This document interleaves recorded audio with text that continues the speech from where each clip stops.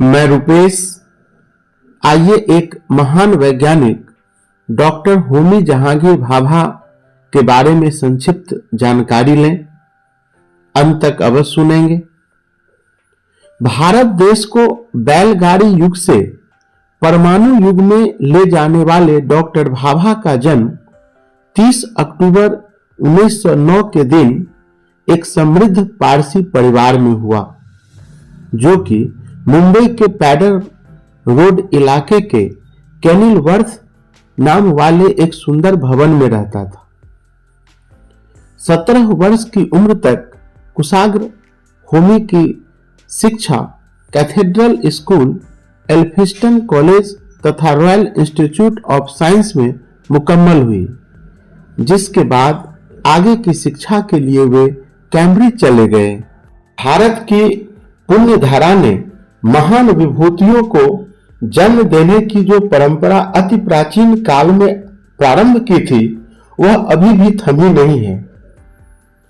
आधुनिक भारत के निर्माण में जिन महान विभूतियों ने योगदान दिया, उनमें होमी जहांगीर भाभा का नाम महत्वपूर्ण है। होमी भाभा को अधिकांश लोग भारत के परमाणु शक्ति कार्यक्रम के जन्मदाता के रूप में ही जानते हैं, मगर यह उनके विराट व्यक्तित्व के एक पक्ष को ही उजागर करता है। होमी भाभा जितने बड़े वैज्ञानिक थे, उससे भी कई गुना बड़े कलाकार तथा जितने बड़े कलाकार थे, उससे कई गुना बड़े इंसान थे। होमी भाभा को भारत का लियोनार्डो दा विंसी कहने में कोई अतिशयोक्ति नहीं प्रतीत होती। विंसी के विषय में एक लेखक द्वारा कही गई यह उक्ति, वैसे तो ईश्वर सभी मानवों को विशिष्ट बुद्धि देता है, परंतु कुछ लोगों पर वह बहुत अधिक कृपा दिखाकर उन्हें परम विशिष्ट बना देता है। होमी भाभा पर भी खरी उतरती है। उनके जीवन का अध्ययन करने पर लगता है कि ईश्वर ने उन्हें संकेत कर दिया था कि उन्हें भारत राष्ट्र की सेवा करनी है। उसी संकेत के वशीभूत उन्होंने इंजीनियर बन पारिवारिक उद्योग को संभालने के बजाय भौतिक वैज्ञानिक के रूप में अनुसंधान का मार्ग चुना तथा भारत को एक बार पुनः विज्ञान शक्ति संपन्न राष्ट्र बनाने का मजबूत आधार तैयार किया। बंबई के प्रतिष्ठित पारसी परिवार में जन्मे होमी ने बंबई में प्रारंभिक शिक्षा प्राप्त की तथा मात्र 17 वर्ष की आयु में उस शिक्षा हेतु ब्रिटेन चले गए। इनके पिता और अन्य परिवार जन चाहते थे कि होमी कैम्ब्रिज से इंजीनियरिंग कर भारत लौट आवे तथा पारिवारिक उद्योग टाटा आयरन व स्टील कंपनी का कार्यभार संभाले। होमी की इच्छा इंजीनियर के रूप में कार्य करने की नहीं थी। डॉक्टर होमी जहांगीर भाभा दृढ़ इच्छा शक्ति के धनी थे। होमी जहांगीर भाभा ने अपने पिता को पत्र में लिखा, इसको गौर से सुनिएगा। उन्होंने लिखा, मैं गंभीरता पूर्वक आपसे प्रार्थना कर रहा हूं कि व्यापार या इंजीनियर की नौकरी मुझसे नहीं होगी। भौतिक शास्त्र ही मेरा क्षेत्र है। मेरा विश्वास है कि इसी क्षेत्र में मैं बहुत कुछ करूंगा। कोई भी व्यक्ति उसी क्षेत्र में अपना श्रेष्ठ प्रदर्शन कर सकता है जिसमें उसकी रुचि हो, जिसे करने में उसे आनंद आवे, जिसे करे बिना व्यक्ति को चैन नहीं मिले।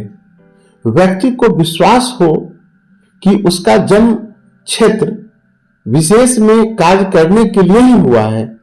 मेरा यही हाल है। मैं भौतिक शास्त्र के लिए ही बना हूं तथा इसके बिना मैं नहीं रह सकता।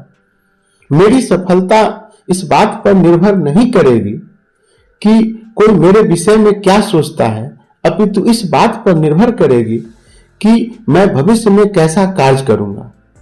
भारत ऐसा देश नहीं है जहां विज्ञान के क्षेत्र में कार्य नहीं किया जा सके। मेरे मन में धड़क रही ज्वाला भौतिक शास्त्र के क्षेत्र में बहुत कुछ करना चाहती है। मेरी तीव्र इच्छा कि कभी न कभी इस क्षेत्र में मैं कुछ महत्वपूर्ण कार्य करूं। सफल आदमी या किसी बड़ी कंपनी का मालिक बनने की मेरी कोई इच्छा नहीं है। ये दोनों बातें मेरी प्रकृति तथा मेरे विचारों से बिल्कुल मेल नहीं खाती। दुनिया में कई ऐसे बुद्धिमान लोग हैं जिन्हें पैसा या पद की चाहत है, उन्हें वो प्राप्त करने दो। आप कहते हैं कि मैं सुकरात या आइंस्टीन नहीं हूं, तो नहीं सही, आप भी ठीक वैसी ही बात कर रहे हैं जैसी बर्लियोज के पिता ने उससे कही थी। हेक्टर बर्लियोज को पूरा विश्व जीनियस तथा फ्रांसीसी अपने देश का महानतम संगीतज्ञ मानते हैं।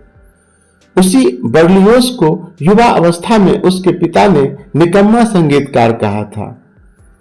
जब तक कोई व्यक्ति कुछ प्रतिभा प्रदर्शन नहीं करे, तब तक कोई अन्य कैसे बता सकता है कि वह आगे जाकर क्या करेगा। बीथोवेन से यह कहना निरर्थक है कि तुम वैज्ञानिक बनो, क्योंकि वैज्ञानिक बनना अच्छी बात है, या सुकरात से यह कहा जाए कि तुम इंजीनियर बनो, क्योंकि बुद्धिमान लोग इंजीनियर बनते हैं। ये प्राकृतिक बातें नहीं हैं। अतः मैं आपसे गंभीरता पूर्वक प्रार्थना करता हूं कि मुझे भौतिक शास्त्र में ही कुछ करने दें। ऐसा उन्होंने पत्र में जिक्र किया था। होमी द्वारा पत्र में दिखाई गई दृढ़ता ने उसके पिता को सोचने पर मजबूर कर दिया। पिता से अनुमति ले इंग्लैंड में अनुसंधान कार्य करते रहे।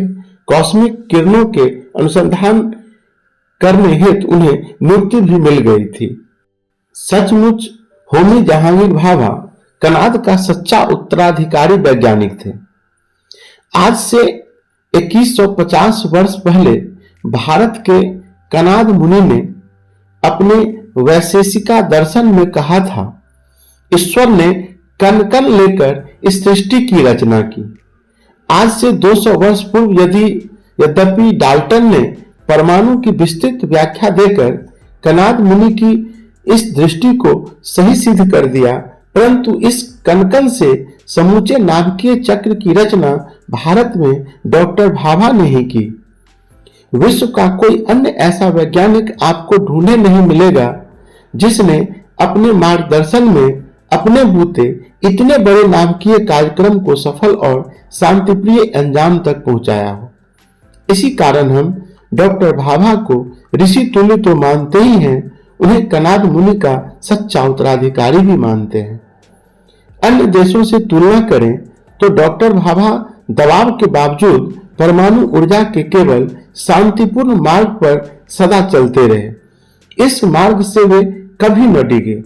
तभी सन 1995 में अंतर्राष्ट्रीय परमाणु ऊर्जा एजेंसी के वियना अवस्थित मुख्यालय में बोर्ड रूम के बाहर ओटो हान तथा कुर्चातोव की मूर्तियों के संग संग डॉक्टर भाभा की मूर्ति भी स्थापित कर दी गई।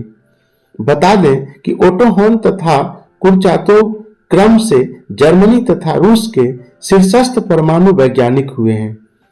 इससे डॉक्टर भाभा की शांत प्रियता तो जाहिर होती है, उनका अंतर्राष्ट्रीय स्तर तथा कर्मयोग भी स्पष्ट हो जाता है ना?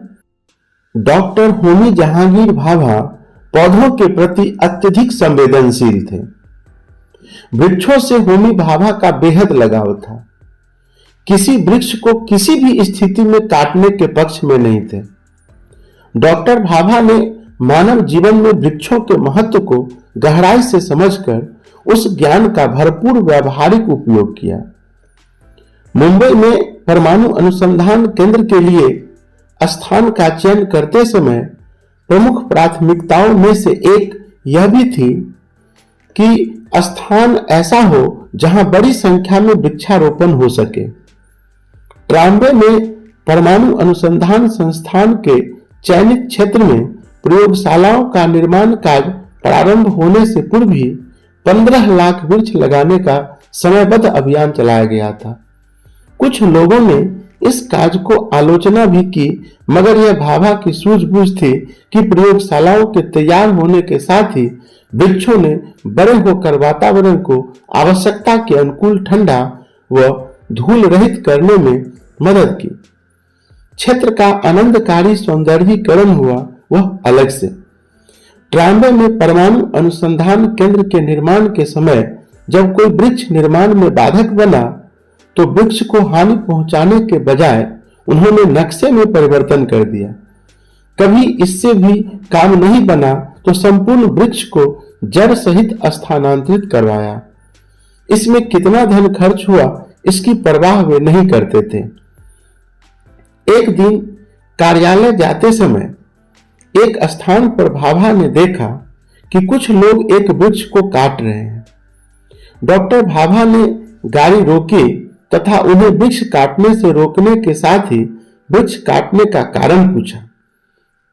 उन्हें बताया गया कि सड़क को चौड़ा किया जा रहा है, इस कारण अधिकारियों ने इस वृक्ष को काटने के लिए बेच दिया है। उन लोगों ने वृक्ष खरीदा है, इस कारण काट रहे और काटकर ले जा रहे हैं। डॉक्टर भाभा ने उन लोगों से कहा कि मैं कुछ करता हूं, तब तक इसे आगे नहीं काटे। कार्यालय जाकर डॉक्टर भाभा ने वृक्ष विशेषज्ञ एस.डी. वैद्य को घटना बताई और वृक्ष को बचाने का उपाय करने को कहा। वैद्य ने मौके पर जाकर वृक्ष को देखा तथा आकर भाभा को बताया कि वृक्ष को बहुत अधिक हानि पहुंच चुकी है। ऐसे में बड़ा खर्च कर उसे बचाना बुद्धिमत्ता नहीं है। इस पर भाभा बोले, रोगी कितना भी घायल क्यों नहीं हो, एक अच्छा डॉक्टर अंतिम दम तक उसे बचाने का प्रयास करता है। रही खर्च की बात, तो वैज्ञानिकों को खर्च करने के विषय में सोचना ही नहीं है। उन्हें तो अपना कार्य करना है। साधन जुटाने की चिंता प्रशासनिक अधिकारियों को करनी है।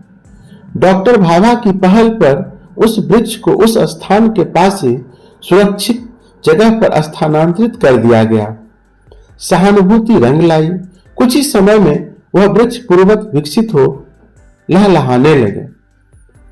प्राण त्याग कर वृक्षों की रक्षा करने के राजस्थान की अमृता देवी के प्रसंग की तरह डॉक्टर भाभा का यह प्रसंग भी उल्लेखनीय एवं अनुकरणीय है। होमी भाभा मात्र पेशे से ही वैज्ञानिक नहीं थे, वैज्ञानिकता के हर कार्य से छलकती थी। प्रबल राष्ट्रीय भावना के वशीभूत होकर ही भाभा ने देश की आवश्यकता को समझा और परमाणु ऊर्जा शोध की जिम्मेदारी संभाली थी। यदि वे अपने कैरियर पर ही ध्यान देते तो अनुसंधान के बल पर नोबेल पुरस्कार प्राप्त कर सकते थे। भाभा पूर्णतः मानवतावादी थे। उनका अनुसंधान कार्य विश्व कल्याण से प्रेरित था। आणविक शक्ति के बल पर विकासशील देशों के आर्थिक विकास के प्रबल पक्षधर थे। ब्रह्मांड किरणों के अध्ययन का जो नया अध्याय भाभा ने प्रारंभ किया वह आने वाले समय में मानव मात्र के लिए हितकारी हुआ।